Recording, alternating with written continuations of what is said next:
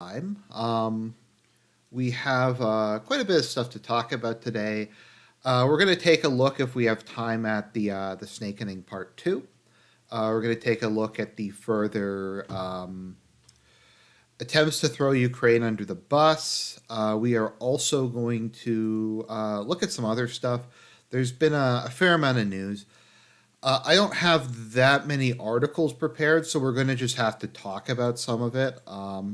If people want sources for some of the things I don't cite, I can look for them. It's just, it takes a lot of time to go through and get them, necessarily. Generally speaking, what I say is based on at least some report, and if something is speculation, I try to let you know. So, um, I promised myself that I would do work today, that I would clean my apartment, that I'd cook my meals for the next week. There was all this stuff I was supposed to do, but last night when I was planning this out, I just was thinking about how oppressed gamers were as a race. And I was just incapable of doing it, and I've just kind of been playing Kingdoms Reborn. Colony simulators are just really addictive. Um, any kind of incremental game is just super addictive, just because it gives you the continual dopamine hits.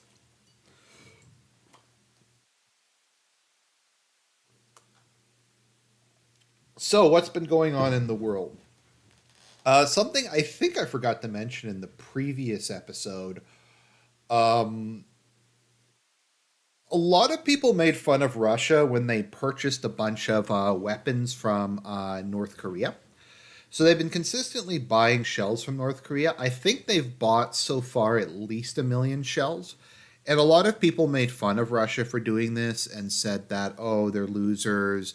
This is indicative of the fact that uh, they can't produce their own stuff. They have to rely on North Korea, which is a joke of a country. And it's like, yeah, but like they can produce their own stuff. There's not really a shortage. But is there any scenario in warfare where you wouldn't prefer to have more weapons? Like, can you ever have too much ammunition? Like, let's say you only really need for operational purposes, I don't know, 20,000 shells a day. If you could get 24,000 a day and shoot more than you need, I mean, is there a scenario under which that is a bad thing? So apparently it is. It's something like 1 million. I think that might be more than what the EU has collectively provided. I don't have the thing in front of me. So the past week has seen more evidence that Russia is completely internationally isolated. Let me see, where's the Russia? The entirety of the world has now sanctioned Russia. If we look at this map, we can tell that. Where is the sanction map? Because Russia put out an updated one recently. If we look at the map, we can see that Russia only has good trade relations with all of Africa, all of Latin America, all of Asia except for Japan, and if you want to count Australia, and uh, the Middle East. Those are the only people that Russia can trade with. They are exceedingly disappointingly just increasingly isolated. Russian economy is in tatters, as the expression goes. Uh, I think Russia actually has a balanced budget this year, or a nearly balanced budget. Um, so it was a little confusing. So I think their federal budget had a minor deficit. Um, the countries that have sanctioned Russia, sorry, Russia has a minor federal deficit, but on the whole, if you put together the provincial budgets, the overall budget is about balanced. Also, sorry if I don't have the article in front of me. I'm just going off of this from memory. Also, Russia is now able to fund whatever debt it has through domestic borrowing. The whatever their deficit was this year, which I think was like 0.5% of GDP or something like that, which once again, like they're in the middle of like a massive industrial war. Deficit GDP. Yeah, so America's deficit is like more than 10 times what Russia's is. So, um yeah, Norway might not have sanctions on Russia. Some countries just literally can't sanction Russia. Like Germany technically couldn't sanction Russia, but they decided to do it anyways, and it led to the current disaster that Germany finds itself in. So, before we get into this a bit more, a couple people have been saying to me lately that I'm naive for thinking that Russia is not going to attack NATO countries once they've won in Ukraine. That Russia is going to attack the Baltic states. They are going to attack Finland. They are going to attack Romania. Um, and that I'm extremely naive to think that they're not going to. So I don't know. I don't know if I'm wrong on this, if I'm misreading the situation. I don't think either side, although now the US has started to call for it, but I don't really think Russia wants a direct confrontation with NATO. I tend to be of the opinion that nuclear powers don't want all out war. Because in the event that one side is losing, I think that uh, they would wind up using atomics. So I don't know. That's what people have been saying. They're gonna like try to take East Poland and basically regain the borders of like Russia's 1914 borders or whatever.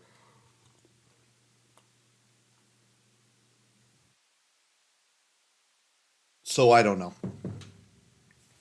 I don't think so, but I could be completely wrong and I could be completely misreading the situation. So we'll see.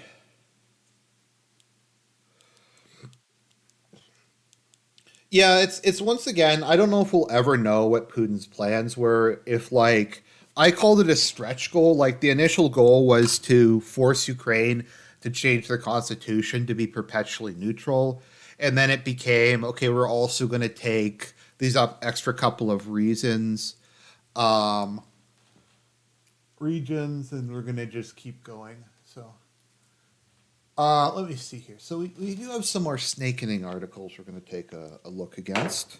At. Once again, like one of the things that shocked me, UN civilian casualties Ukraine. So according to the UN, as of November, only 10,000 civilians have died in the last basically 2 years, which I was shocked by. I thought it was going to be in the hundreds of thousands. So I've been very skeptical for a long time how much Russia was actually holding back on blowing stuff up, but that is like that is extremely low. Um, that's so low. Probably most of those are accidental, like duds or a number of people die in. It's unfortunately one of the things people forget about anti-air missiles is there's debris that falls for them. So a number of people have died when the Ukrainians attempt to intercept Russian missiles. Like they might be heading for a military target, but they fire an anti-air missile and it hits it, and then it's yeah. I'm not blaming them for that. I'm not saying that they're even being reckless. I'm just saying that's the reality. The British kill like a lot of Germans and a lot of Brits died during World War II just from firing the flak guns. Because you have these like pieces of hot metal that are falling from a great height, and that tends to kill people. So let's see here.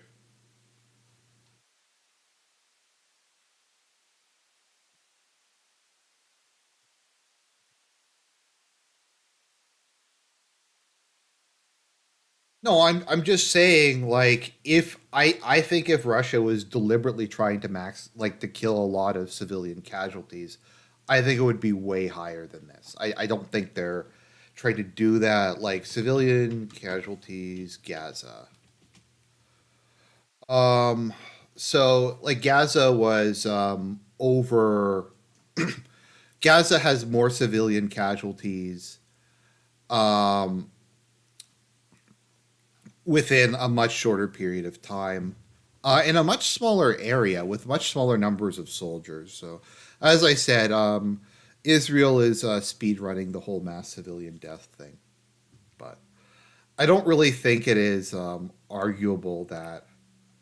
Okay, so according to Reuters, I'm not sure what percentage of these are civilians, but it's about comparable um, at this point in time. So, let's see here. But like I said, the narrative is so the just to kind of go over the whole. So the deadlock is continuing in Congress. Lloyd Austin Reddens.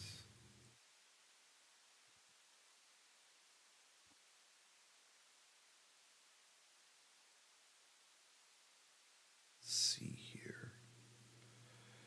So I haven't.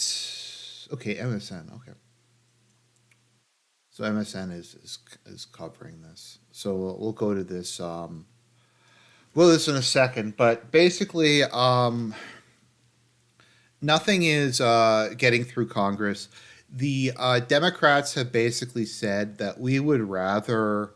Um, so they've been saying for the last like year and 2 years that Russia is going to invade all of Europe. It's going to start a nuclear war. It's going to start multiple genocides. It's going to exterminate the Ukrainian people. It's going to exterminate the Georgian people. It's going to try to restore its 1914 boundaries.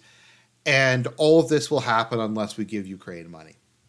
So the Republicans are like, okay, we'll give Ukraine money, but we have to secure the border, and you have to give us a plan.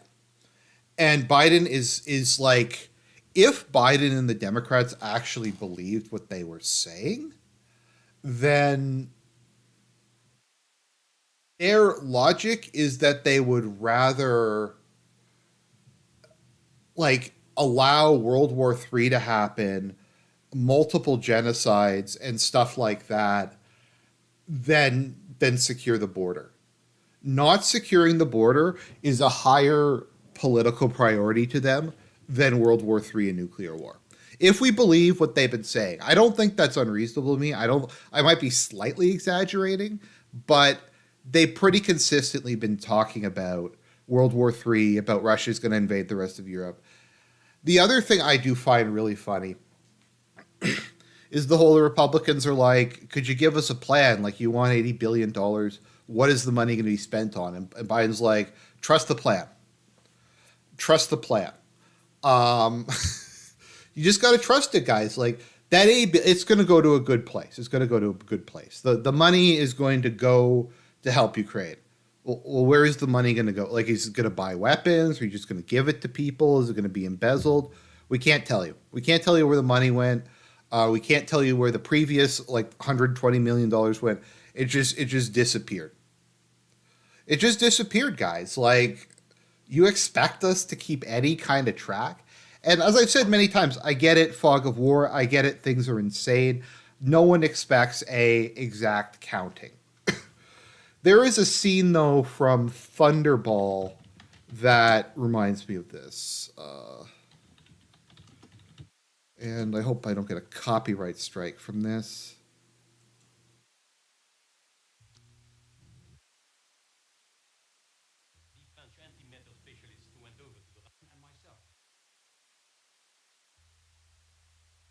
Number 11. Distribution of red China narcotics in the United States, $2,300,000. Collected by number 9 and myself. 2,000,000 3. Our expectations were considerably higher. Number 11. Competition from Latin America. Prices are down. I anticipated that factor. Are you quite sure all monies have been accounted for by yourself and number nine? To the penny, number one. On the contrary, I have satisfied myself that one of you is clearly guilty of embezzlement. Spectre is a dedicated fraternity whose strength lies in the absolute integrity of its members. The culprit is known to me. I've decided on the appropriate action. I tried turning it up. Oh,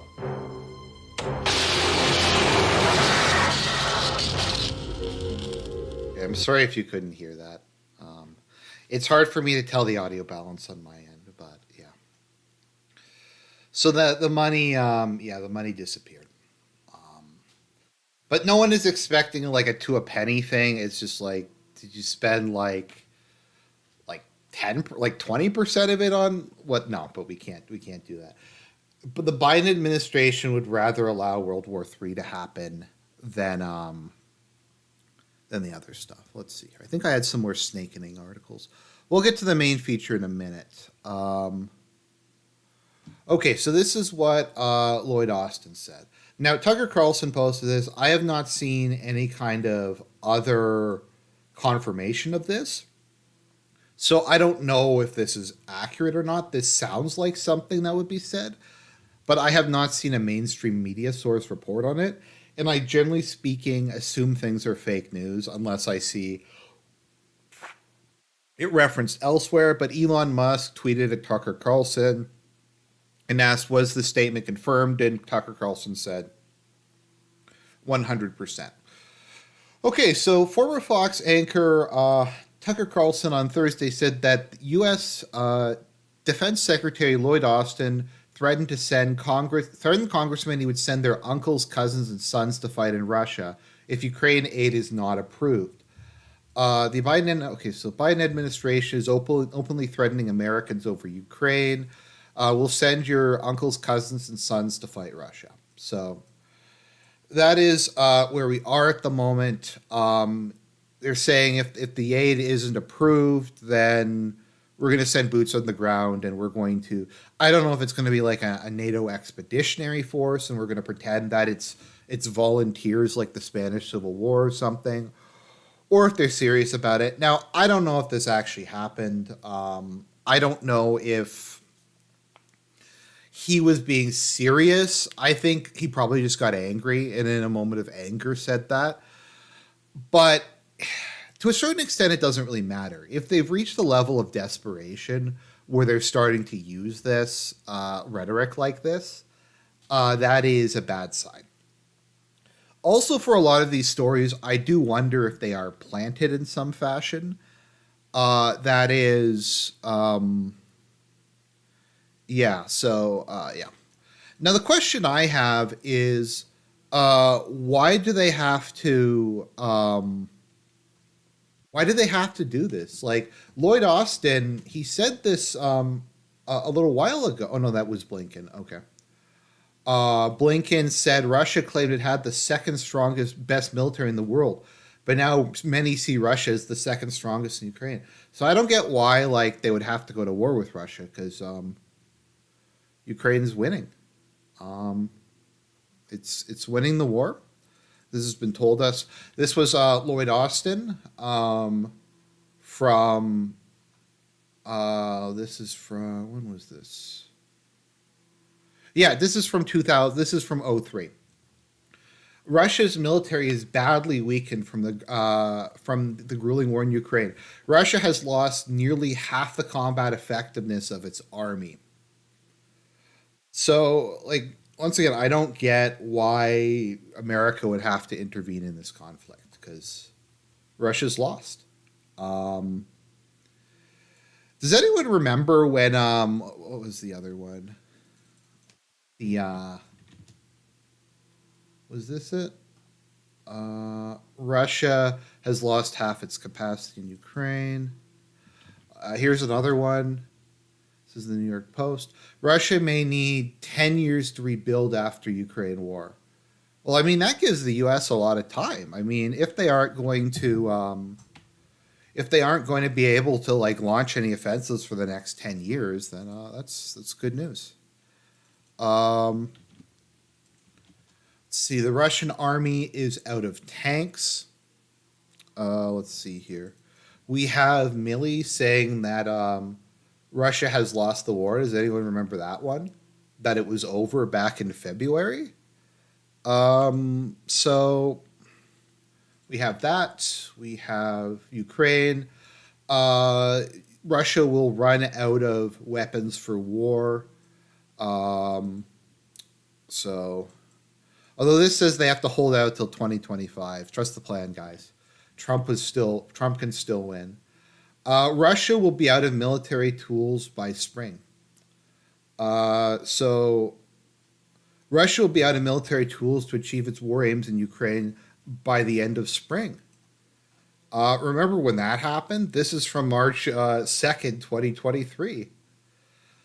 Anyone remember when they like ran out of stuff and then the spring offensive succeeded? I sure do. So I don't know, these guys are jokes. But actually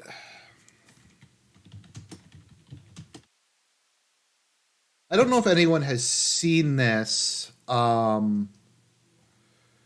let's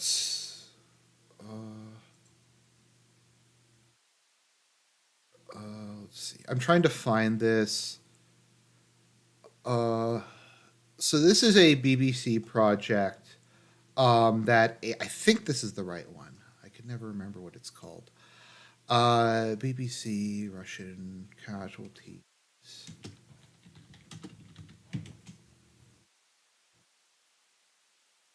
Media Zona. That was it. Media Zona. Okay.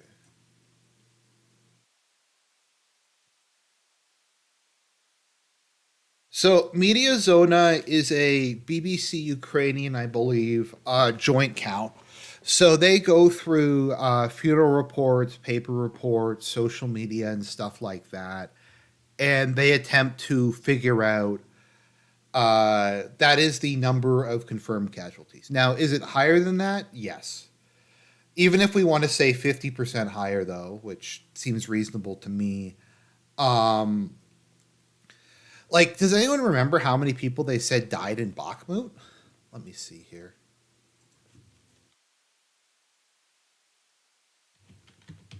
I think they said it was like, yeah, okay, if we look at our great source, Wikipedia, Russia lost, uh, okay, is that including Wagner? I don't know which is including Wagner or not. Okay. So they lost more than half of their casualties at just Bakhmut, according to into this. So we have here we have. So let's just think about this for a minute. So the BBC's own casualty reporting says the minimum is 38,000, and they're saying like 30,000 died in Bakhmut or 20. We'll average it out to 25,000 died in Bakhmut. It just like it's so that means all other battles collectively from the last like 2 years or whatever is I don't know. Like none of this makes any kind of sense, but my point is just once again, this is not like a pro Russia source. This is the BBC and their own reporting is not consistent with their own reporting.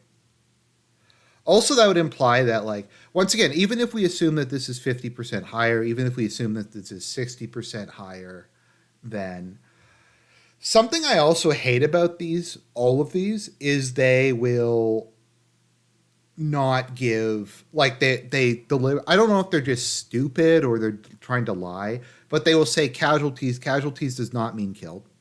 Casualties means, I believe it means soldiers who are taken out of active service. So this includes people who are killed. This includes people who are wounded. Now, keep in mind, wounded can range from they get a piece of shrapnel in their arm, or a concussive, or a piece of like rock hits their arm, they break their arm. They have to sit out for a couple weeks or a month or two. They're healed back up and they can go back to the front. or their leg gets taken off in an artillery shell and they can never go back to the front. So let's see here. It's a really high percentage that can go back. Um,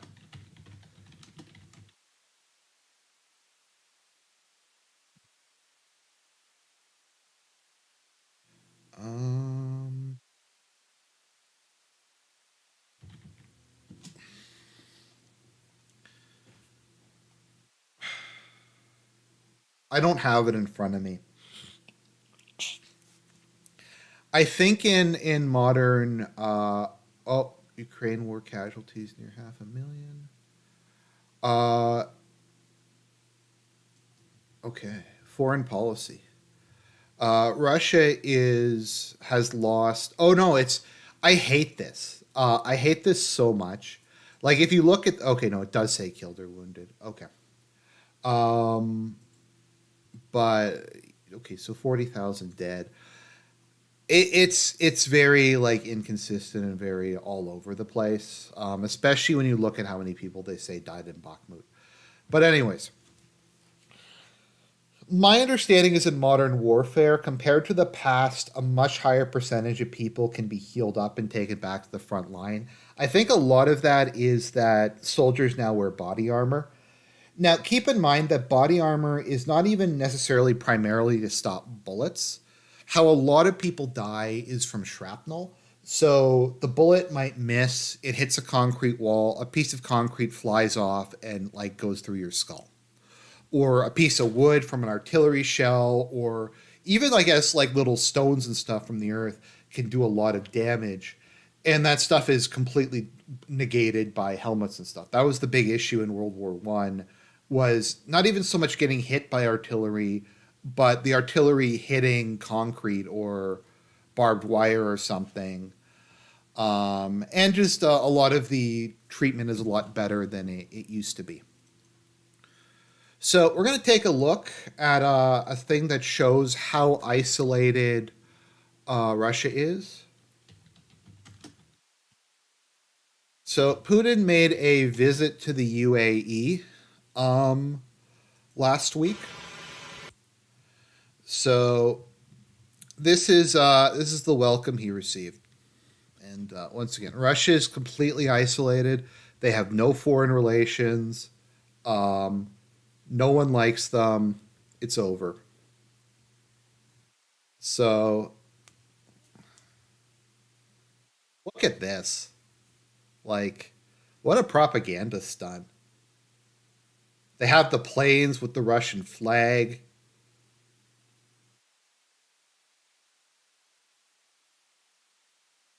So who knows how much Russia planned this and how much. Look at this. Uh, who knows? Maybe Russia paid for this whole thing, but like it doesn't look to me like they have no friends on the international stage, and there's no one they can trade with. Is the UK even part of the International Criminal Court? I don't even know if they're signatories to it. Um, and then he met with, let me find him meeting with MBS. So for those of you who don't know, I believe MBS stands for Mohammed bin Salman, who is the prime minister and basically the de facto leader of Saudi Arabia. I think the king at the moment is like not really even really capable of uh, of functioning. So MBS is basically in charge now.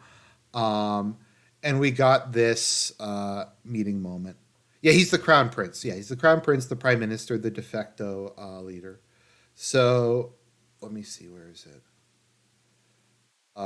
Yeah. So we have MBS meeting Putin. Uh, I don't know. They look pretty friendly to me. They're doing like the high five there.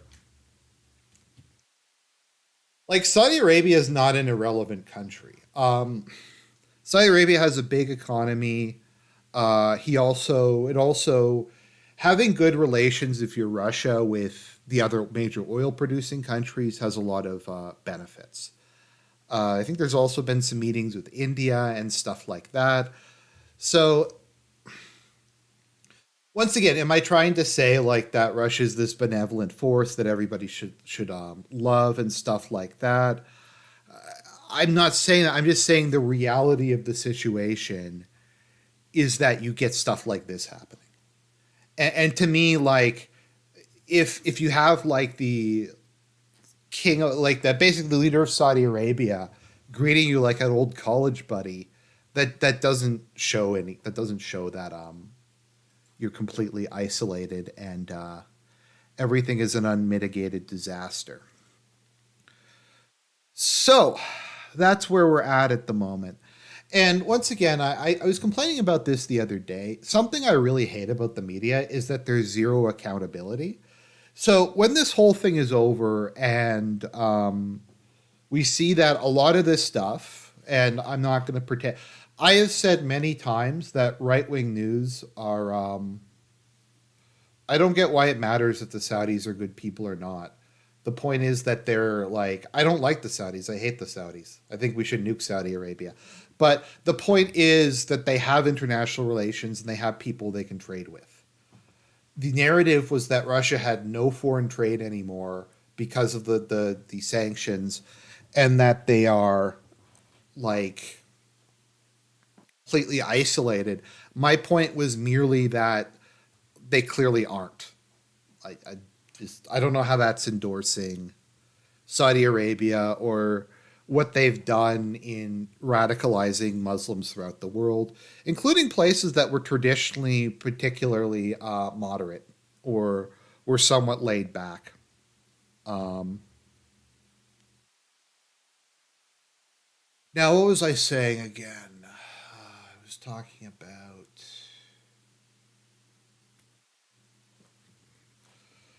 I always go for weird angles. I mean, do you want me to just give a generic opinion, like, and just copy whatever, like the pro Russia bots are saying or whatever? You look for strange articles that prove your chosen narrative. Okay.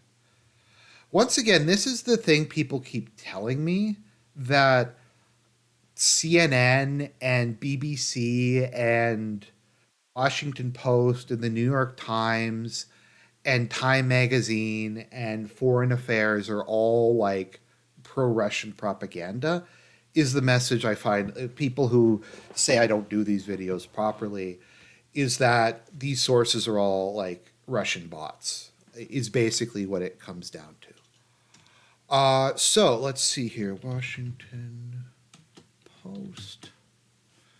Let's see, where is it? Right, I need to get the. Let's see, where is it?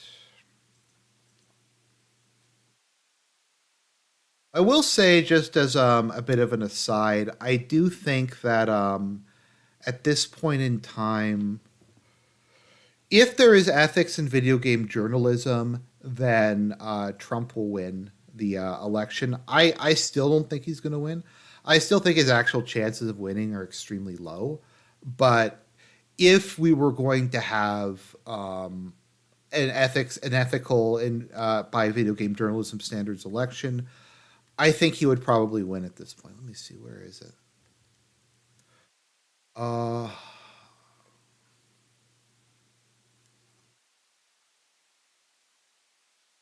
where are we?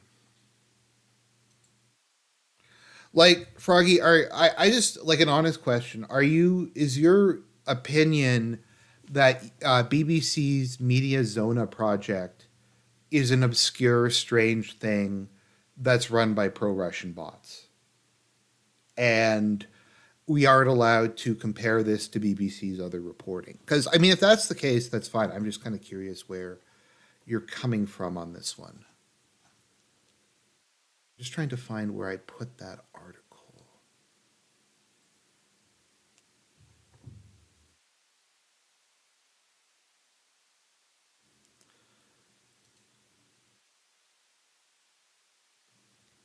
So these same news article outlets can be trusted on Trump reporting. So so my point is, and I don't think this is that weird. I'm more likely to believe people who report something counter to their narrative than people who report something in line with their narrative. I don't think that that is a weird position to take. If the people who have been saying for like months and months and months and months that one thing that like this is the case, and then they because it's in line with their narrative and their ideological position, and then they do an article, they'd start reporting on things that are opposite to their position and that don't help their cause. I'm more likely, yes, to believe that. The mainstream media hates Trump. They've been trying to get rid of Trump. They're talking about like canceling. There's some moron who's talking about canceling elections.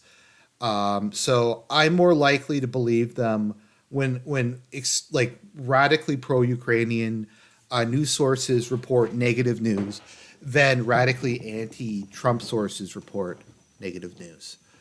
Let's see, where's Washington Post?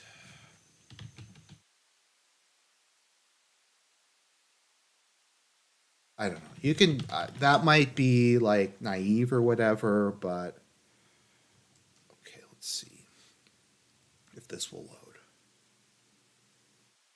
Okay, it does load. So just give me a second. Let me just fire up Kurzweil so we can. I'm not gonna like physically read this whole thing because if I do, then my throat is gonna get completely and totally ruined.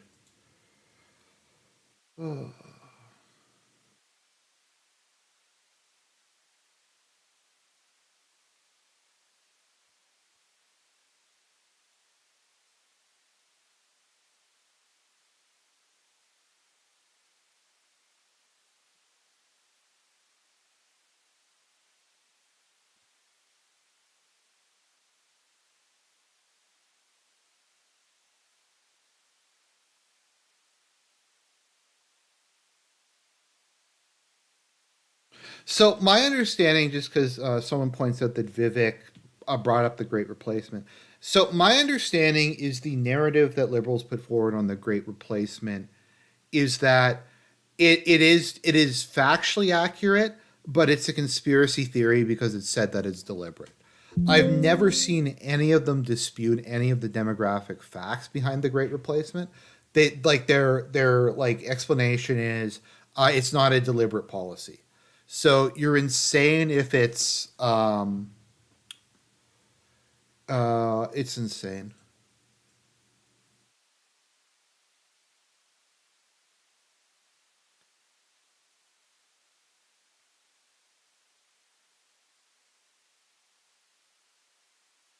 So like so Froggy, is your opinion that absolutely none of the analysis I do is attempting to be objective, that I just made all this stuff up and it's entirely wishful thinking, and that like every single article that I post is fake. Like I don't get the narrative. I even if you go back and look at what I was saying in 2022, I thought Russia was definitively losing, and that was what I said for almost entirely a year. I even said that I thought Putin was going to get overthrown in a palace coup in January of this year. So it's not as if I've said that the whole time. Zaporizhzhia, Ukraine, soldiers in the 47th Separate Mechanized Brigade waited for nightfall. So this is part two. We covered part one, which was the lead up to the counteroffensive. So this is the Washington Post's um, thing. Zaporizhzhia, Ukraine, soldiers in the 47th Separate Mechanized Brigade waited for nightfall before piling, nervous but confident, into their U.S.-provided Bradley fighting vehicles. It was June 7 and Ukraine's long-awaited counteroffensive was about to begin. The goal for the first 24 hours was to advance nearly 9 miles, reaching the village of Robotyne, an initial thrust south toward the larger objective of reclaiming Melitopol, a city near the Sea of Azov, and severing Russian supply lines. Nothing went as planned, Howie reported on Ukraine's counteroffensive. This is the second of two parts examining the Ukrainian counteroffensive that launched in June. Read. Okay, let's go back. What was it saying? For the first 24 hours was to just go through all the defensive lines. We're just going to rush through all the defensive lines. Um, somehow. I don't even know how that would be physically possible. This is the second of two parts examining the Ukrainian counteroffensive that launched in June. Read the first part in the series, which looks at the military planning for the operation, here, reported by Michael Birnbaum, Karen DeYoung, Camilla Hradchuk, Alex. The Ukrainian troops had expected minefields but were blindsided by the density. The ground was carpeted with explosives, so many that some were buried in stacks. The soldiers had been trained to drive their Bradleys at a facility in Germany, on smooth terrain. But on the mushy soil of the Zaporizhzhia region, in the deafening noise of battle, they struggled to steer through the narrow lanes cleared of mines by advance units. Wait, they didn't train them to go on like hard ground? No, like the bad ground? I mean, what? Okay, that is fucking crazy. Like Ukraine in the spring is not and fall is not exactly known for having like dry, easy to drive on ground. They weren't even doing that. Now I will say this: I understand from a military perspective why they did it. I do think it is horrendous how many mines were planted. I mean, the Russians are just better at it, so they planted more of them. But the Ukrainians have planted tons of mines too, and that is going to be like an ongoing disaster for like the next 30 years. I don't know if they're still finding mines from World War II, but mines are a truly horrific weapon. Um,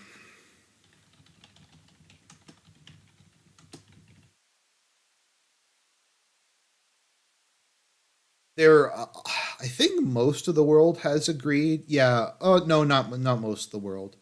Uh, some of the world has agreed to ban the use of landmines. I mean, I personally support that. I get why they are useful and maybe a military necessity, but I just think they're such a horrific weapon that causes so much damage long term. I kind of don't think they should be used. I think whatever military advantage they gain is outweighed by how horrific it is. The Russians, positioned on higher ground, immediately started firing anti-tank missiles. Some vehicles in the convoy were hit, forcing others behind them to veer off the path. So what wound up happening is the Ukrainians only had a couple mine clearing vehicles because NATO, for whatever reason, decided that why would you need mine clearing vehicles to go over a minefield like that? That's retarded. Why didn't just drive around them? Just drive around the mines. But what they would do is the Russians would blow. So you would have the mine clearing vehicle, and then the rest of them would go in like a line behind it, because so it can clear mines as it goes. And then the Russians would blow up the mine laying vehicle or another vehicle near the front of it, and then the line would completely stop. So they can't go forward because the mine laying vehicle is destroyed. And they can't really go backwards because if they go backwards, they're going to have to turn around. They're going to have to go over all kinds of other stuff. And yeah, it was a complete and total disaster. Um, yeah. Path. Those, in turn, exploded on mines, snarling even more of the convoy. Russian helicopters and drones swooped in and attacked the pile-up troops, some experienced. I'm going to say this just because people are talking about Indians. I would not vote for Nikki Haley if I lived in the U.S. I'd probably just vote for RFK at that point. I would probably campaign for RFK. I think Nikki Haley is like one of the worst candidates ever to run for president. She took it back, but she did call for like to dox literally every person on the internet and thought that that was a good idea. Experiencing the shock of combat for the first time, pulled back to regroup, only to attack and retreat, again and again on successive days, with the same bloody results. It was hellfire, said Olusentsov, a platoon commander in the 47th, by day 4, Gen. Valery Zaluzhny, Ukraine's top commander, had seen enough. Incinerated Western military hardware, American Bradleys, German Leopard tanks, mine I'm going sweeping. to be honest. If you put a gun to my head and said, "Would you rather have Haley or Biden as president?" I'd probably go with Biden. Mine-sweeping vehicles littered the battlefield.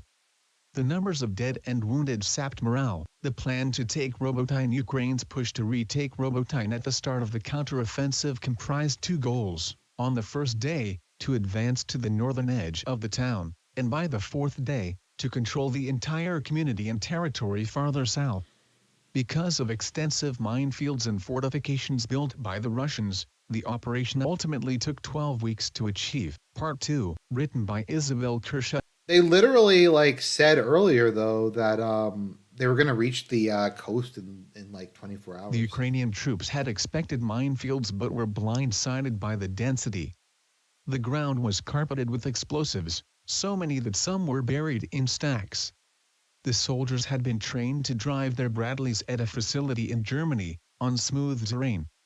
But on the mushy soil of the Zaporizhzhia region, in the deafening noise of battle, they struggled to steer through the narrow lanes cleared of mines by advance units. The Russians, positioned on higher ground, immediately started firing anti-tank missiles. Some vehicles in the convoy were hit, forcing others behind. Remember how ISIS was backed by like the unholy alliance of like Saudi Arabia, the U.S., and Israel? I mean, the U.S. eventually stopped giving weapons to ISIS, but they were like, "Hey, let's give these like jihadis a bunch of guns and money and stuff like that." And so you had like this like literal axis of evil that gave birth to ISIS. I think like of the international interventions over the last couple decades, I think the one against ISIS was based. I think it was based when they carpet bombed ISIS. them to veer off the path. Those, in turn, exploded on mines, snarling even more of the convoy. Russian helicopters and drones swooped in and attacked the pile-up troops. It's kind of interesting how the Russians are using their helicopters during this. So basically, they're using them like floating missile platforms. So, like 600 kilometers away or so, they will send them up in the air to get a better vantage point, and then fire like longer range missiles from there. And they've been having a lot of success with that. I've never really thought about using helicopters as like a static or mobile defense, but apparently that's working. Troops, some experiencing the shock of combat for the first time, pulled back to regroup, only to attack and retreat, again and again on successive days, with the same bloody results. It was hellfire, said Olusentsov, a platoon commander in the 47th. By day 4, Gen. Valery Zaluzhny. I'm not saying that like Assadist Syria was was good or anything like that, but my primary concern in foreign affairs is the protection of other Christians, be that the Armenians, be that the Arab Christians, whoever. I think that's like one of the only circumstances where I pretty consistently support foreign intervention, if it's to protect Christians from being massacred by Muslims or whoever, or atheists or communists or whatever. And so I kind of supported Assad because he did not, to my understanding, persecute Christians. At least not nowhere to the same degree that like ISIS did when they were beheading monks and blowing up churches and shit like that. Zaluzhny, Ukraine's top commander, had seen enough. Incinerated Western military hardware, American Bradleys, German Leopard tanks, mine-sweeping vehicles, littered the battlefield. The numbers of dead and wounded sapped morale. The plan to take Robotyne Ukraine. Sorry, just a side note, because people are talking about how good weapons helicopters are. So the thing I always wonder about is a lot of countries are building helicopter carriers. I just don't know how effective those really are. Helicopters are useful, but I just, from what I've always recalled, is they're extremely vulnerable and easy to destroy. I don't understand exactly why you would, like, that would be it. To me, it either makes sense to make it a missile ship or to make it a missile ship or to do something else, like have an actual aircraft carrier with fixed wing aircraft. Actually, sorry guys, one sec. I just have to take the chicken out of the freezer. 。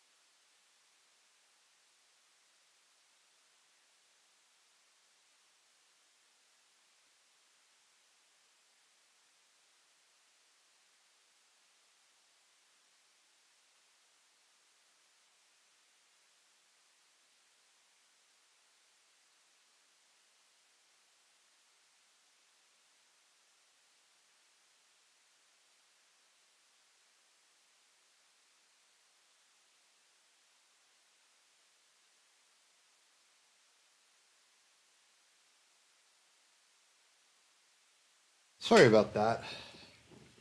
No, I'm not gonna wash my chicken.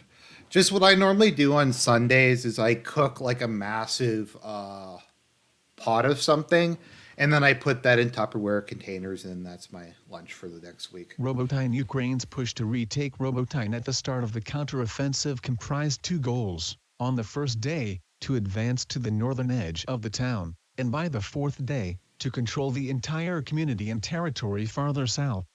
Because of extensive minefields and fortifications built by the Russians, the operation ultimately took 12 weeks to achieve. Part 2, written by Isabel Kershidian. Sources, LNS.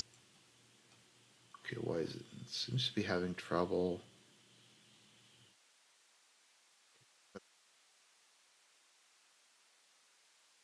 Sources, LNS.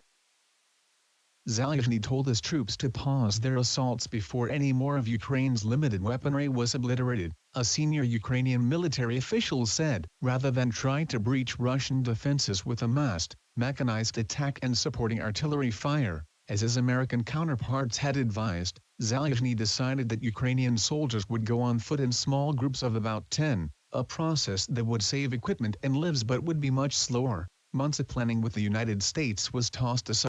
I'm not really sure how you're supposed to get through layered defenses.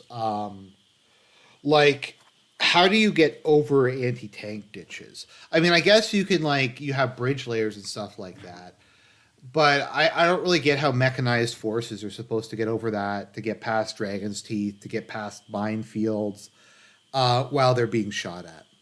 I don't really know how you're supposed to have mechanized offensives on those conditions. From my understanding, mechanized defenses are maneuver warfare, and you need quite a bit of open or semi-open space for it to work. Aside on that fourth day, and the already delayed counteroffensive, designed to reach the Sea of Azov within 2 to 3 months, ground to a near halt. Rather than making a 9-mile breakthrough on their first day, the Ukrainians in the nearly 6 months since June have advanced about 12 miles and liberated a handful of villages. Melitopol is still far out of reach. This account of how the counteroffensive unfolded is the second in a 2-part series and illuminates the brutal and often futile attempts to breach Russian lines. I like how, I don't know if people can maybe say in the chat, is this more throwing Ukraine under the bus or NATO and the US General Staff under the bus? Because basically they're saying this whole thing was a bad idea. It was a bad idea from the beginning. They shouldn't have done it. And I don't understand the logic behind it. Lines, as well as the widening rift between Ukrainian and U.S. commanders over tactics and strategy. The first article examined the Ukrainian and U.S. planning that went into the operation. The second part is based on interviews with more than 30 senior Ukrainian and U.S. military officials.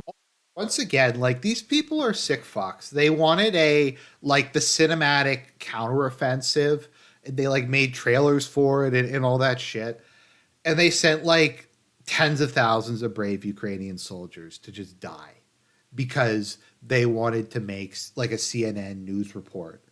It's just such a fucked way of looking at the world. Officials, as well as over 24 officers and troops on the front line. Some officials and soldiers spoke on the condition of anonymity to describe military operations. Key findings from reporting on the campaign include 70% of troops in one of the brigades leading the counteroffensive, and equipped with the newest Western weapons, entered battle with no combat experience. Holy shit. I think that was, I'm not sure if that was one of like the right-wing nationalist groups, but I do recall there was like this plan where they were going to have young officers with no Soviet training. The only training was going to be NATO stuff. All the guys in the unit were going to be trained with NATO stuff with 2 or 3 months of training and just throw them in.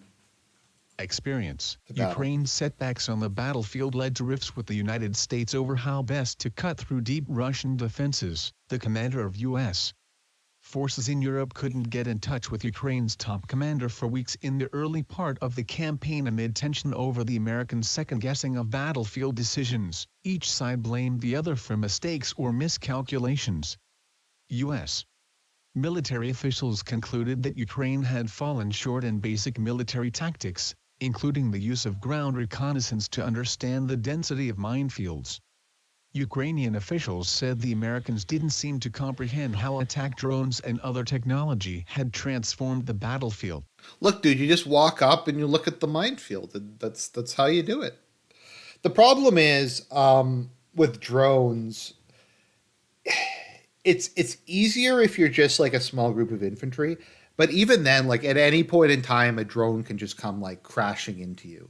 Or if you're like a lone tank or a lone vehicle, drones will just kind of come out of nowhere. Battlefield. In all, Ukraine has retaken only about 200 square miles of territory, at a cost of thousands of dead and wounded and billions in Western military aid in 2023 alone. Nearly 6 months after the counteroffensive began, the campaign has become a war of incremental gains.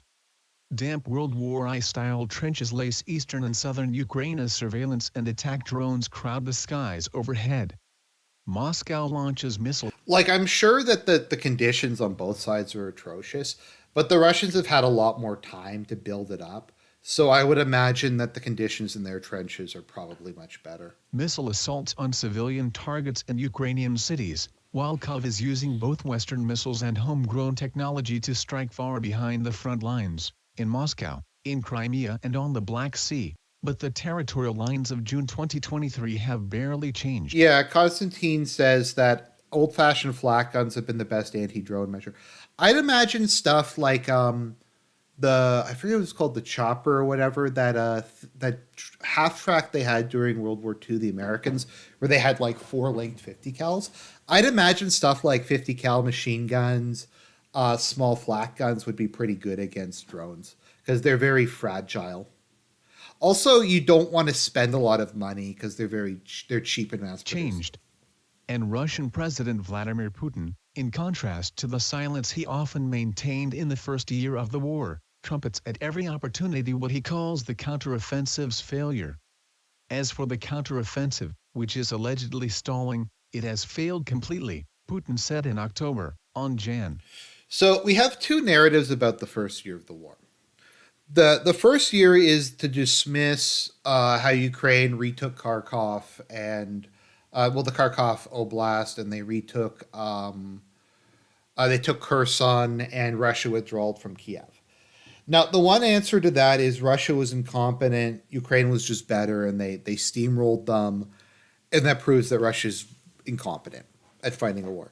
The other narrative from the more pro-Russia side is that Russia deliberately withdrew from a lot of those territories so that they could have more defensible positions behind the Dnieper to reduce the length of their front lines.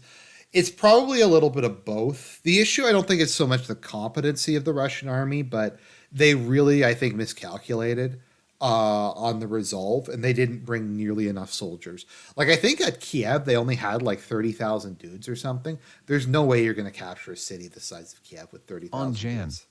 16, 5 months before the start of Ukraine's counteroffensive, Mark A. Milley, then chairman of the U.S. Joint Chiefs of Staff, visited soldiers with the 47th, just days after the unit arrived at the Grafenwood training area in Germany. Milley, trailed by staff and senior military officials based in Europe, zigzagged across a muddy, chilly training range, bantering with Ukrainian soldiers and watching as they fired on stationary targets with rifles and M240B machine guns. The installation had been used to train small groups of Ukrainian soldiers since 2014, when Russia invaded and illegally annexed Ukraine's Crimea Peninsula. In anticipation of the counteroffensive, the effort was scaled up with 1 or more battalions of about... Yeah, like, I would tend to agree that the attack on Kiev was a negotiation tactic. I think if Russia was seriously going to try to take Kiev, they would have brought a lot more guys along. I think it was just to scare the Ukrainian government. So in war, as with anything, you can be wrong. But there's a difference between like being wrong based on logical assumptions and being wrong based on illogical assumptions. Well, I think it was kind of wistful thinking on Russia's part that Ukraine would just collapse. I don't think it was a completely irrational thing, given how much corruption, how much internal infighting, that the country's undergone a coup and stuff like that. Yeah, I'm saying that it's a bit. It's Russian forces had to withdraw because they didn't have enough manpower to hold the lines that they had. So there's that aspect of it is true, but I'm just trying to kind of give a balanced perspective on this. So Battalions of about 600 Ukrainian soldiers cycling through at a time, in a white field tent, Milley gathered with U.S. soldiers overseeing the training, who told him they were trying to replicate Russian tactics and build some of the trenches and other obstacles the Ukrainians would face in battle. Key findings from our reporting on Ukraine's counteroffensive, tying United States was deeply oh no, I back what I was talking about. So the idea that they were going to go through like 20 layers of like 6 7 layers of defenses and like drive Bradleys over minefields and over tank trenches and that was somehow going to work is like a retarded idea. Now, I think a really good example of this is when Tick did a video on the super heavy tanks of World War II. So like the Mouse, the Tiger II, the E100, stuff like that. Part of that was okay. So, firstly, the Mouse was never intended to be a large tank. It was intended to be a breakthrough tank. So it was supposed to be brought up to the front lines, and because it had massive amounts of armor and guns, it was going to break through lines. It was designed to break through fortifications, and then the medium tanks would go on through. A lot of the other stuff they made or which they eventually canceled, was the idea was that Hitler was afraid that the Soviet Union was going to stop building T-34s and they were going to build ISs and they were going to keep making like more KVs, like KV-3s, KV-4s. They were going to keep upping the armor. And he thought that the way to deal with that was they would need like really big guns to get through the Russian armor. Now that didn't happen, and they just mass produced T-34s with some KVs, but it was not like a stupid miscalculation. That was like a rational miscalculation that happened to be wrong. deeply involved in the military planning behind the operation. Ukrainian, U.S. and British military officers held 8 major tabletop war games to build the campaign plan. U.S. and Ukrainian officials sharply disagreed at times over strategy, tactics and the whole thing. For them to be successful with the Russians is for them to be able to both fire and maneuver, Milley said, describing in basic terms the essence of the counteroffensive's combined arms strategy, which called for coordinated maneuvers by a massed force of infantry. Let's just read this for a second. Combined arm measures that called for coordination between infantry, tanks, armored vehicles, engineers, and artillery. There's something missing there. Like to have like combined arms. There's no air support. If this were the United States or NATO, the operation it does also actually would have say included that. devastating air power to weaken the enemy and protect troops on the ground, but the Ukrainians would have to make do with little or none. Training for battle timing, the 47th. Wow.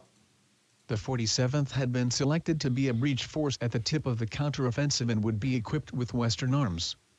But as Milley made his rounds and chatted with Ukrainian soldiers, from young men in their 20s to middle-aged recruits, many they told him that they had only recently left civilian life and had no combat experience. Milley kept silent.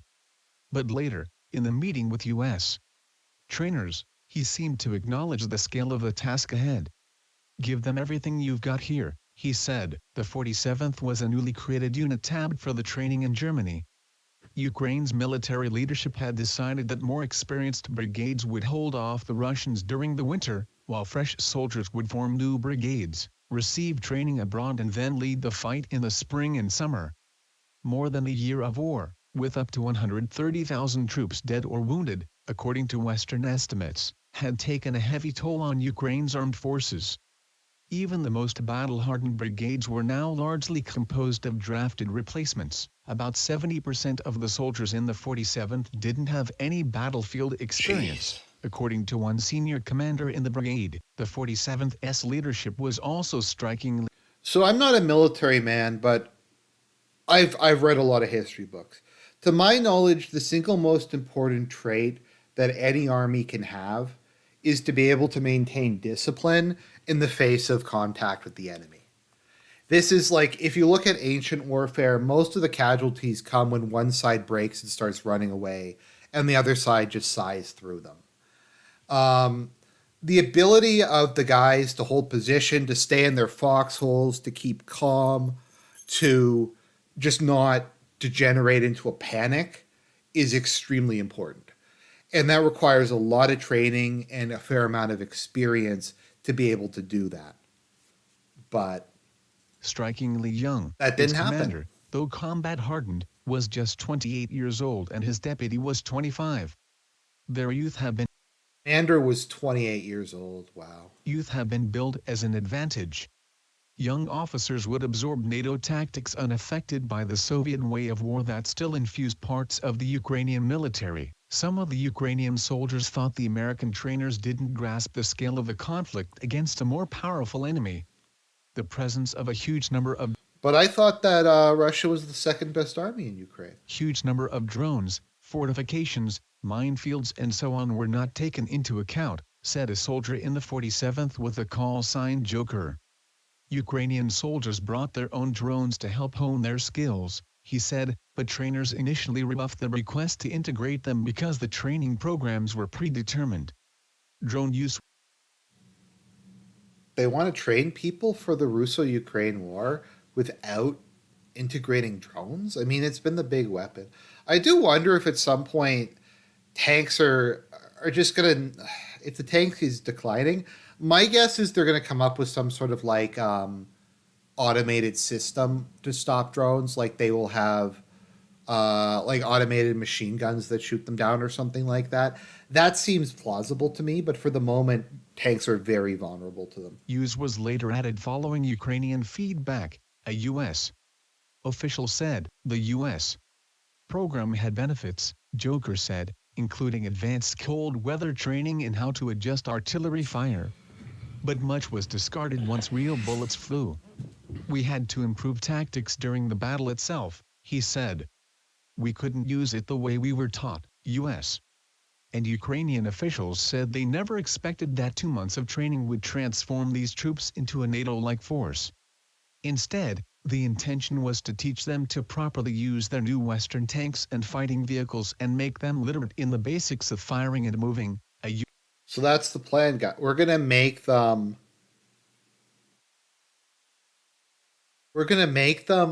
like, so they'll be able to fire and move their tanks.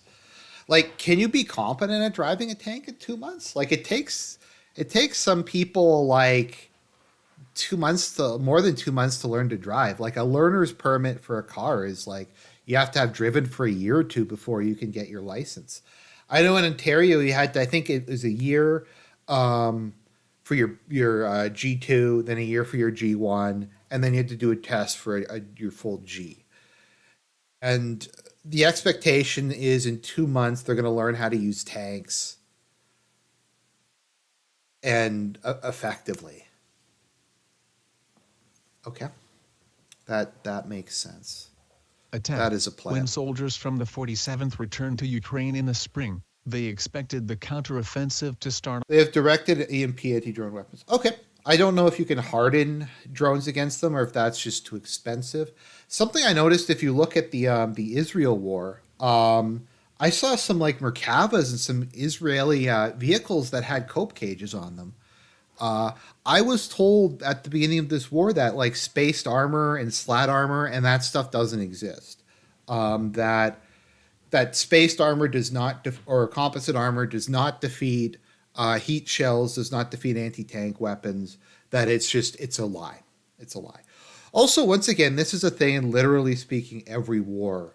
If you look at World War II, it was very common for the U.S. and German soldiers to put extra stuff on their tank, like to put tracks on the side, sometimes concrete, trees, stuff like that. The truth is, even if it's not effective, soldiers and tanks want whatever extra protection they think they can get. And that's just a very normal thing. Start almost immediately. In early May, the brigade relocated closer to the front line, hiding their Bradleys and other Western equipment in the tree lines of rural Zaporizhzhia. So how spaced armor works is when a heat warhead, a high explosive anti-tank warhead, hits something, it creates a like jet of extremely hot gas that burns a hole through the tank. If it explodes prematurely, like it explodes before it hits the tank, the force of that gets dispersed a lot. Um, like it explodes before it hits the target, and the force of the blast is dissipated, and the jet doesn't directly hit it. So it will destroy whatever the spaced armor is. But even if you have like, I don't know, like 20, 30, 40 millimeters of spaced armor, that will prevent the anti-tank weapon from going through.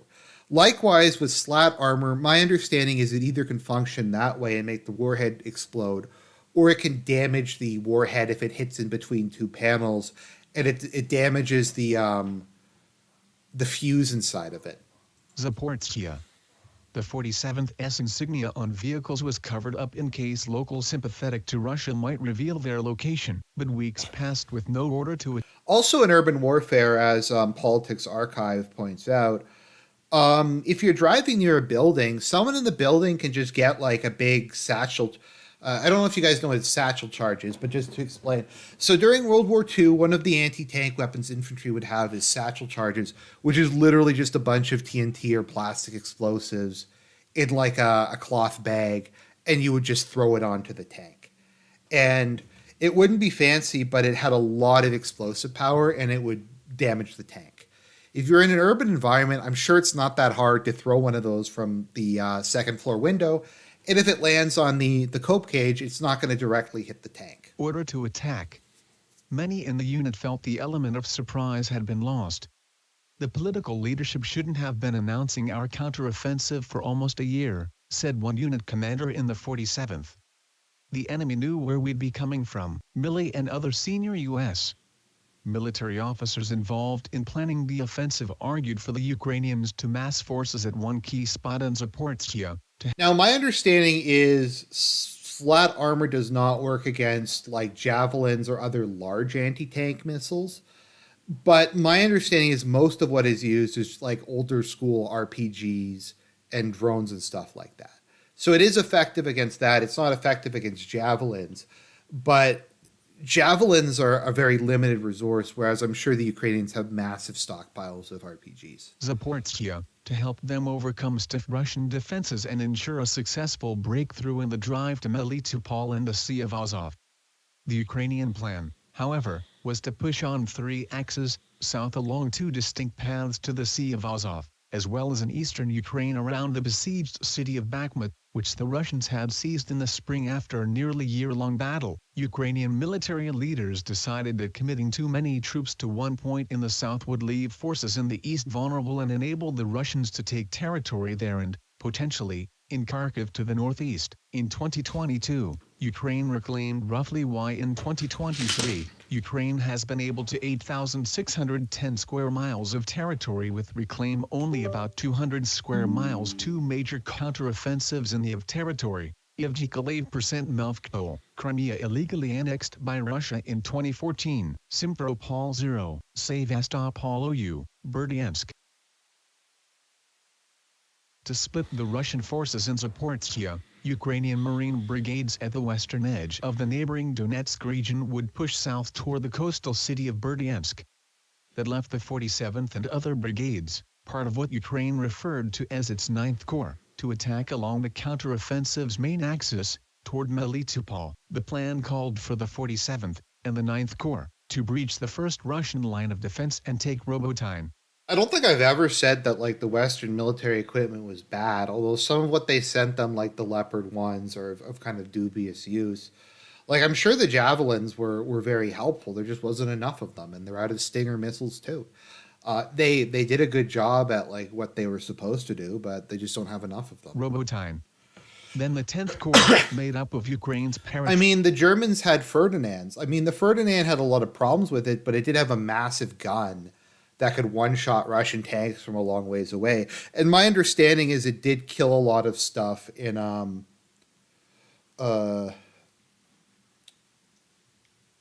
Um, okay, so it says I learned how to drive stick in about 10 hours. You need about 100 to 200 hours of heavy equipment operation before becoming 90% efficient at a particular machine. Loader, etc., 3 years for a Canadian. Okay. I mean, that is true. Like, I don't. They probably can learn to drive and shoot in like a month, 2 months. But you also have like using all the electronics equipment, coordinating with other tanks, going in formation, like calling down artillery. It's very complicated, and it's not even so much just learning how to do it. It's learning how to do it in your sleep. It's doing the same thing over and over and over again. So when something comes up in battle, you immediately just start reacting to it on muscle memory. And even if you can drive and shoot with the tank, and I'm sure it's probably not that hard to do it, but you're not going to get like a competent, experienced force in 2 months. It's just absurd. Days after the counteroffensive launched, Oleksandr Sak, then the 47th S commander, visited a Russian position his troops had captured. I guess the question is then, like, Argent, what should they have done? Well, I think, like, if the Ukrainians had have adopted defense in depth at this point when they still had a significant amount of artillery and manpower, that might have been a good idea. It's going to go bad no matter what happened, but there's no real use in throwing away so much of your resources on a fool's errand. Had captured. He noted anti-drone guns, thermal imagery scopes and small surveillance drones, among other abandoned materiel. I realized the enemy had prepared, he said. We didn't catch them off guard. They knew we were coming. Also left behind were As you released multiple trailers. Posters with Russian propaganda. One showed an image of man kissing in public with a red X over it, next to an image of a man and woman with 2 children. Fighting for traditional families, the poster said. Said, Sak also found a map that the Russians had used to mark their minefields. For just one part of the front, about 4 miles long and 4 miles deep, more than 20,000 mines were listed. Once again, that is truly horrific. Oh, fuck. I feel, regardless of who wins this war, that is going to be disaster for decades to come. I wouldn't say it was unexpected, but we have the cluster munitions. And the cluster munitions are like, they're also horrific. Unexpected, but we underestimated it, Sak said. We conducted engineering and aerial reconnaissance, but many mines were masked or buried. In addition to those by the front line, there were mines deeper into enemy positions. We passed enemy positions and encountered more mines where we thought there were none anymore. A chief drone sergeant in the 47th said that only on foot did. If you want me to do like some more criticism of the pro-Russia side, I remember Russia blew up an ammo depot, and people were saying that it was a nuclear explosion because there was depleted uranium rounds there. It's like, that's not how it works. I don't think depleted uranium rounds are even that particularly radioactive anymore. They are, however, from my understanding, very toxic because it's a heavy metal. I mean, lead is toxic, mercury is toxic. A lot of these things they're bad. And even if they don't radiate the soil, do you really want all that heavy metal fragments to be scattered through it? Did they find remote detonation traps, describing their discovery as a surprise? U.S. military officials believe that Ukraine could have made a more significant advance by embracing greater use of ground reconnaissance units and reducing its reliance on imagery from drones, which weren't able to detect buried mines, tripwires or booby traps. The Zaporizhzhia region is largely composed of flat, open fields, and the Russians had chosen what high ground there was to build key defenses. So they were supposed to do ground reconnaissance over flat open fields. Like, were the dudes just supposed to run until they hit a minefield? Defenses. From there, soldiers and officials said, Russian units armed with anti-tank missiles waited for convoys of Bradley fighting vehicles and German Leopard tanks. A mine-clearing vehicle always led the pack, and was targeted first with the help of reconnaissance drones. We constantly faced anti-tank fire and destroyed up to 10 Russian anti-tank guided missile systems per day, Sak said. But, He added, day after day, they pulled in more of the systems. Some 60% of Ukraine's demining equipment was damaged or destroyed in the first days, according to a senior Ukrainian defense official. Our partners' reliance on armored maneuver and the breakthrough didn't work. Okay, so they said like that the minefields are 4 miles deep. They lost 60% of their mining equipment. And the offensive went on for like another 5 months. The official Holy said. shit. We had to change tactics. Within a week of the start of the counteroffensive, teams of sappers would work in twilight hours, when it was light enough for them to demine by hand but not so bright that the Russians could spot them. Once they cleared a small pathway, infantry would follow, a slow, grueling advance one would line at a time. Often, when Ukrainian soldiers reached a Russian outpost, they would find that it too had been booby-trapped with mines. And rather than withdraw, Russian forces held their positions even under heavy artillery bombardment, meaning the Ukrainians would have to engage in close combat with small arms to advance. Throughout the Zaporizhzhia region, the Russians had deployed new units, called Storm Z, with That is another genius idea. So infiltration tactics do work. I mean, the Germans successfully used this during World War One. But like it needs to be followed up with an attack. Like once you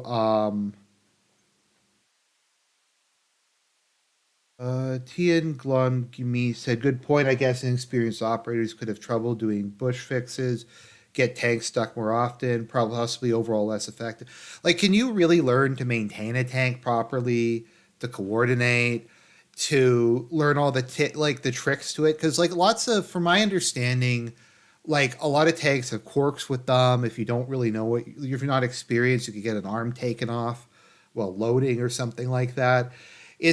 I am not saying that like the Ukrainians are stupid or bad soldiers or weren't motivated or were cowardly. It's just not reasonable to expect someone to be like familiar with something as complex as mechanized warfare in the information age in 2 months with no prior military experience. Z, with fighters recruited from prisons. The former inmates attacked in human waves called meat assaults and were used to preserve more elite forces. Around Robotine, the village the 47th was supposed to reach on the first day of the counteroffensive, they were mixed in with Russia's 810th Guards Naval Infantry Brigade and other regular army formations. Robotine was one of the toughest assignments, a member of the 810th Engineering Unit said in an interview with a pro-war Russian blogger. We had to go all out to prevent the enemy from breaking through. As sappers and engineers, we had to mine all approaches both for infantry and their vehicles. The famous Leopards are burning, and we try to make sure they burn bright. Fleets of drones. Early in the assault on Robotine, a Russian machine gun nest carved into a building was preventing Ukrainian infantry from advancing. A drone company within the 47th sent up 2 modified racing drones strapped with explosives. One glided through a window and exploded. Another, guided by a pilot with the call sign Sapson, spiraled into another room and detonated the ammunition inside, he said, also killing several enemy soldiers. It was an early high. I always find it interesting how the history of warfare is about defense versus offense and which one is currently leading. Like, is it easier to defend against something or easier to attack with something? Like, I think one of the more interesting examples of this, so after World War II, heat ammo was developed, like heat shells. I think there were heat shells during World War II, but they developed better ones. So the first generation of Leopard 1s had basically no armor. I think it was like 60 millimeters of steel because it was determined that the armor wouldn't do any good against heat rounds anyways. It was thick enough to protect it against small arms, against like auto cannons, against light anti-tank guns. But the focus was to have a really, really good gun and to have really good mobility. Once composite armor was invented, it swung back in the other direction. High point in the use of small drones like pinpoint artillery.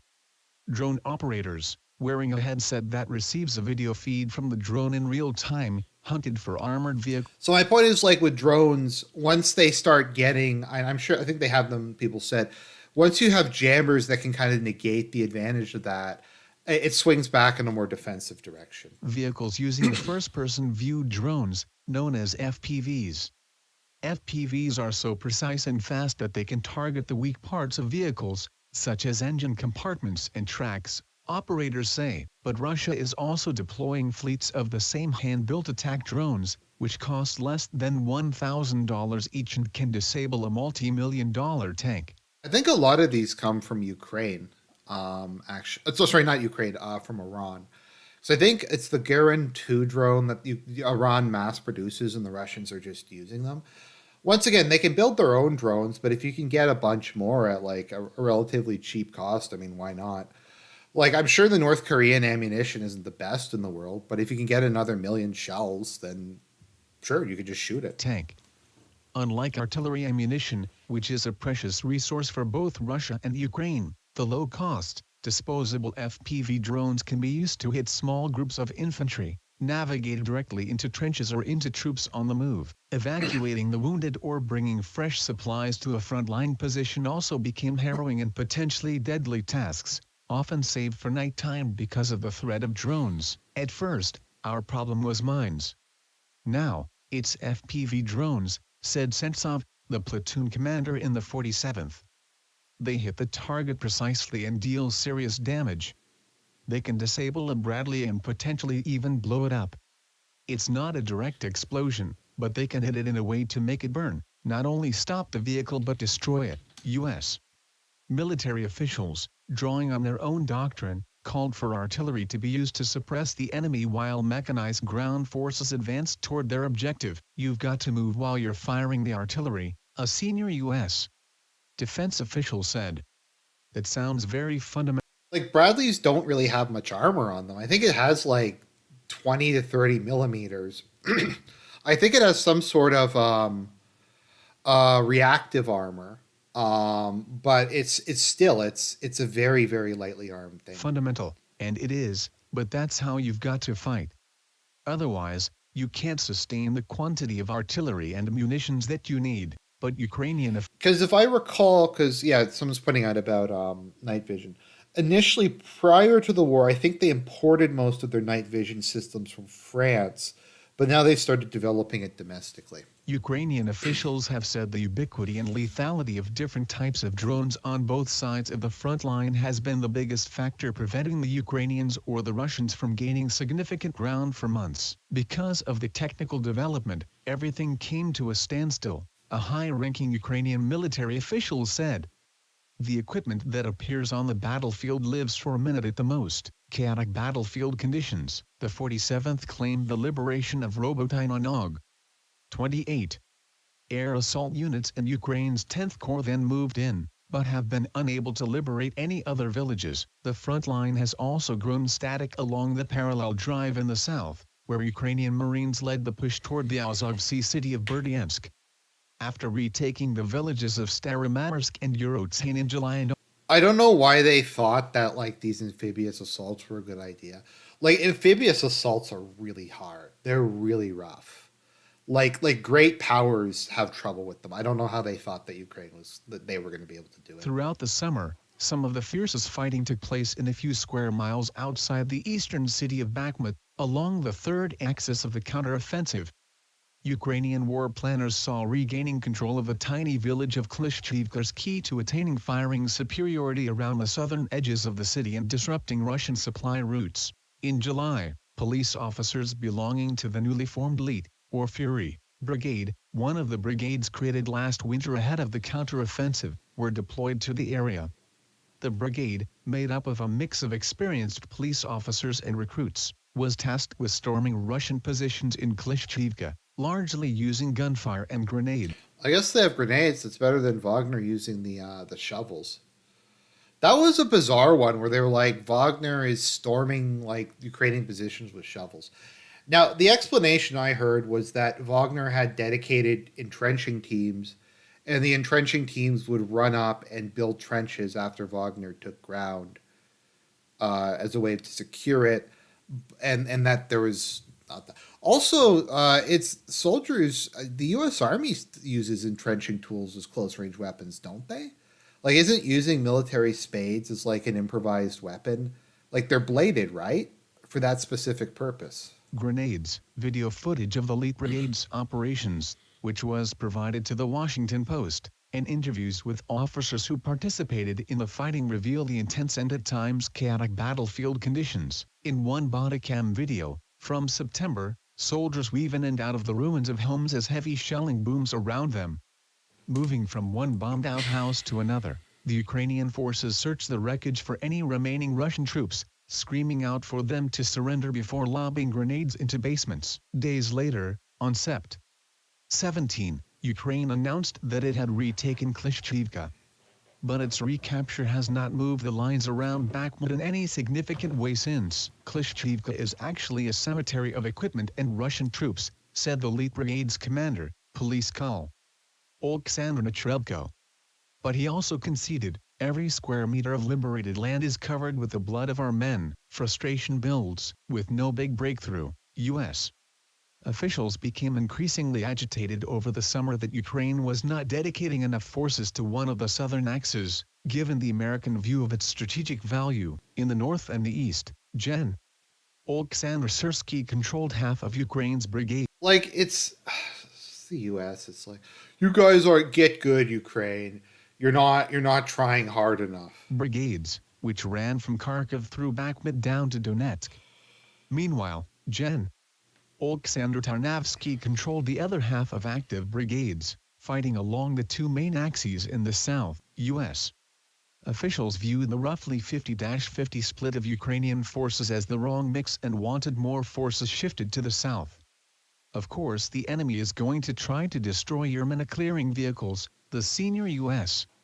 military officials said, adding that there were methods to camouflage them, including the use of smoke. I could be wrong. Doesn't that also make it hard for them to clear minefields if they're like covered in smoke? Doesn't that make it hard to see where you're going? I don't know. Smoke, but assessing Kyiv's approach and urging changes was a delicate task. One officer who did so was Gen. Christopher Cavoli, who was head of the U.S. European Command, oversaw much of the Pentagon's effort to train and equip Ukraine's army.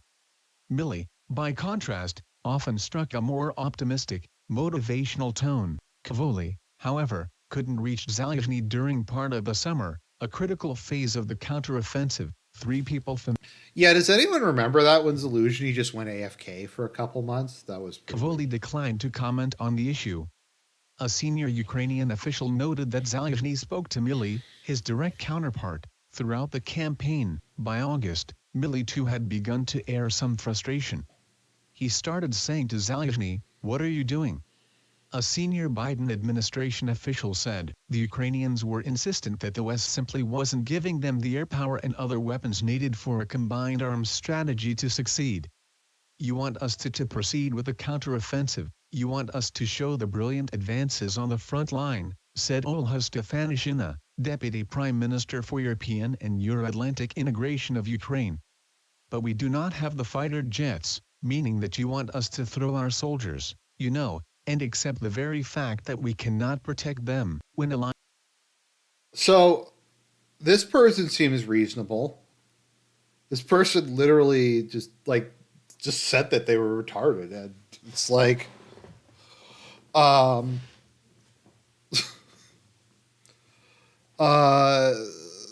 like, jeez. And you have the U.S. who's like saying the Ukrainians are retarded. Okay, let's take a poll in the chat. I know there's probably not that many people actively watching, but let's take a poll. Press 1 if you think the counteroffensive would have succeeded if they had done exactly what the U.S. General Staff told them to do. Press 2 if it would have gone as bad or worse if they did exactly what the U.S. General Staff told them to do. When Elias said no, she said, "We heard. We are fine that your soldiers will be dying without support from the sky." In an August video conference, soon followed by an in-person meeting near the Poland-Ukraine border, U.S. military officials pressed their case.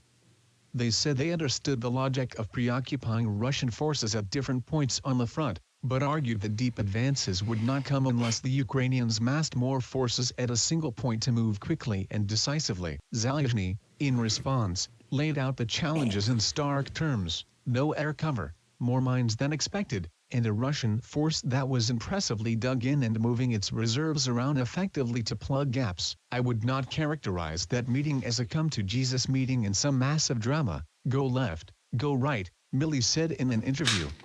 I wouldn't say that.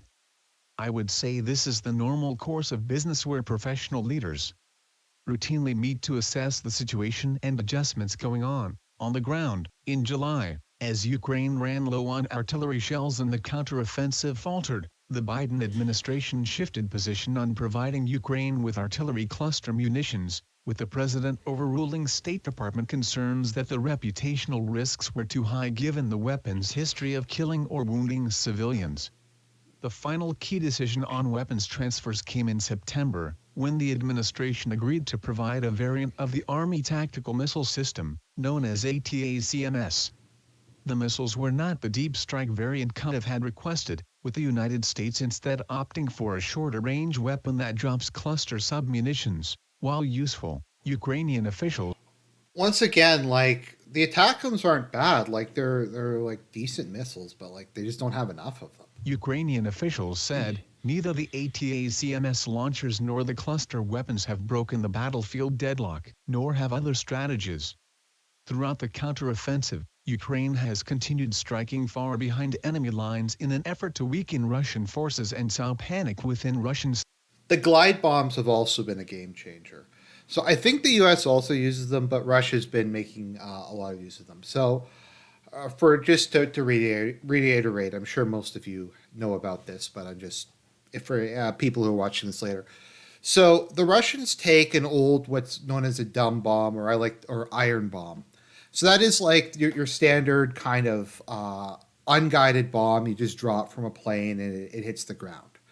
And these tend to be very large because they don't need like rocket propulsion on them or anything like that. And they're very cheap to make. So there's like 1, 2, 3, 4, 10-ton bombs. Now what the Russians do is they've come up with these cheap conversion kits where they give the bombs limited avionics, and it basically turns into a glider. And they can launch these from like miles and miles away, and they will glide in and hit the target, and they are GPS guided, so the avionics can adjust itself to hit the target. And so basically, these are, I think, have much larger warheads than normal missiles, and they're also extremely cheap. So they can fire like as many of these as they really want. And they have complete air superiority, so there's really nothing they can do. Russian society. Kyiv isn't permitted to use Western weapons for strikes on Russia, so a fleet of homegrown drones have been used instead. Some have been able to reach targets in Moscow, while others have damaged Russian oil depots along the Black Sea. Naval drones have also successfully hit ships in Russia's Black Sea Fleet. Ukraine has recently gained ground in the southern Kherson region, establishing troop positions on the eastern bank of the Dnieper River, but it's unclear how. That was a genius idea. That was it. We're going to do an amphibious assault across the Dnieper River.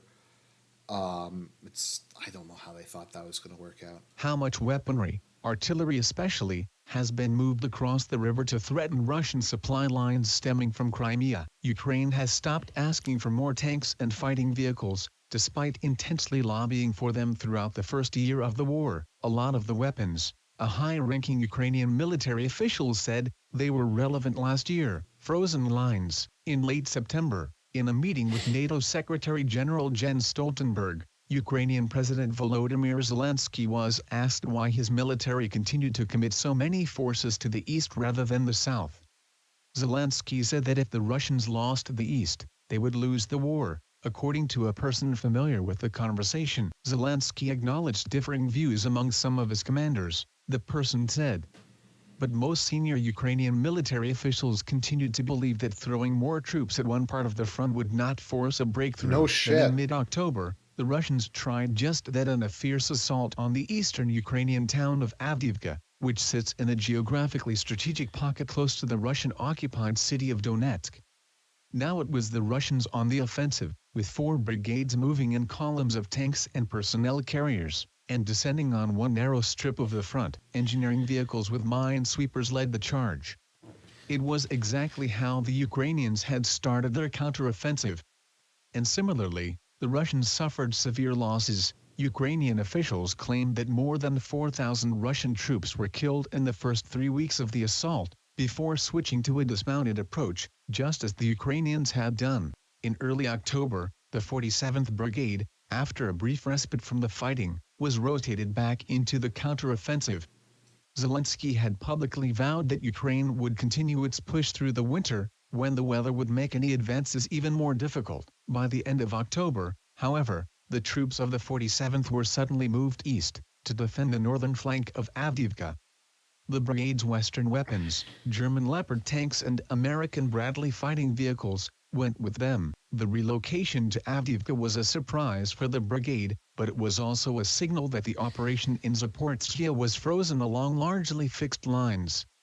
And behind their lines, the Russians had continued to build defensive fortifications over the summer and fall, according to satellite imagery. Around the village of Romanivsk, southeast of Robotine, anti-tank ditches and concrete pyramids were installed 3 deep to blunt any further Ukrainian attempts to advance. On Ov. 1. In an interview with The Economist, Zaluzhny acknowledged what had been previously unutterable. The war had reached a stalemate. There will most likely, he said, be no deep and beautiful breakthrough. Stalemate, Ukraine's failed counteroffensive. And so that is the end of the second of the 2 Snakening articles. I don't really know who they were more going after, the U.S. General Staff or the Ukrainian leadership. I feel like they were just like smashing everybody, like in that one. That was pretty brutal to say the least. But I hope people enjoyed the video. I hope you learned something. God bless everybody and have a